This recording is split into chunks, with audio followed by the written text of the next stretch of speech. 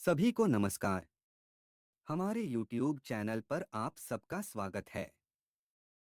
अगर वीडियो अच्छा लगे तो चैनल को सब्सक्राइब करें और वीडियो को लाइक करना ना भूलें। आज हम जानेंगे सत्यनारायण भगवान की कथा, जिसमें हम जाएंगे सत्यनारायण भगवान की पूजा का क्या महत्व है, सत्यनारायण भगवान का व्रत कैसे रखना चाहिए या इसमें जो 5 कहानियां हैं उसके बारे में जानेंगे। सत्यनारायण व्रत कथा में भगवान विष्णु के अवतार सत्यनारायण की पूजा का विशेष महत्व है। इस कथा में 5 प्रमुख कहानियां हैं जो हर व्रत कथा में सुनाई जाती हैं। प्रत्येक कहानी का उद्देश्य यह बताना है कि जो भी व्यक्ति सत्यनारायण व्रत श्रद्धा और विश्वास के साथ करता है, उसकी हर मनोकामना पूरी होती है और उसे भगवान का आशीर्वाद प्राप्त होता है। प्रथम कथा। एक समय नारद मुनि पृथ्वी लोक में भ्रमण कर रहे थे। उन्होंने देखा कि मनुष्य दुखी हैं और पापों के कारण कष्ट झेल रहे हैं। नारद जी भगवान विष्णु के पास गए और उनसे पूछा कि मनुष्यों के दुखों का अंत कैसे होगा। भगवान विष्णु ने कहा कि जो भी श्रद्धा से सत्यनारायण भगवान का व्रत करेगा, उसके सभी दुखों का अंत होगा और उसे सुख, शांति और समृद्धि प्राप्त होगी। द्वितीय कथा।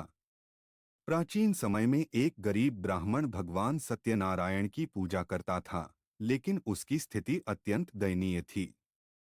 एक दिन भगवान सत्यनारायण ने ब्राह्मण के सामने प्रकट होकर कहा, तुम सत्यनारायण व्रत करो, तुम्हारी सारी इच्छाएं पूर्ण होंगी। ब्राह्मण ने विधिपूर्वक व्रत किया और जल्द ही उसकी गरीबी समाप्त हो गई। उसे धन और संपत्ति प्राप्त हुई और उसका जीवन सुखमय हो गया।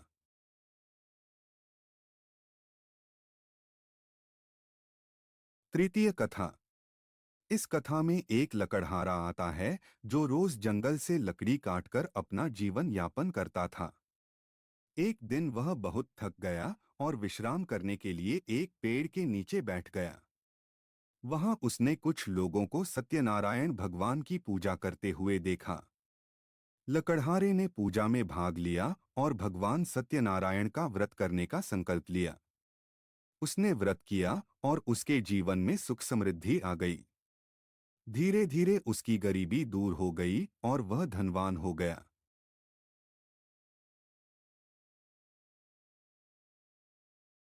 चतुर्थ कथा। एक कथा में एक धनी व्यापारी का उल्लेख है। वह और उसकी पत्नी भगवान सत्यनारायण के व्रत की उपेक्षा करते थे।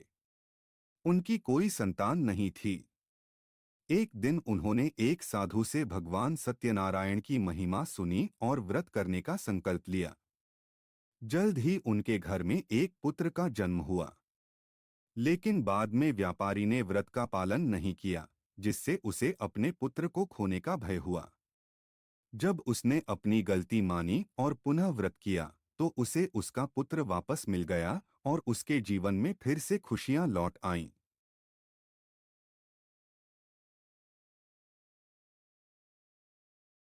पंचम कथा। इस कथा में एक राजा तुंगध्वज की कहानी है।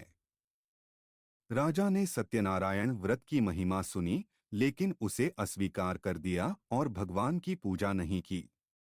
परिणामस्वरूप उसका सारा राज्य और धन छिन गया। बाद में राजा को अपनी गलती का एहसास हुआ और उसने भगवान सत्यनारायण का व्रत श्रद्धा से किया।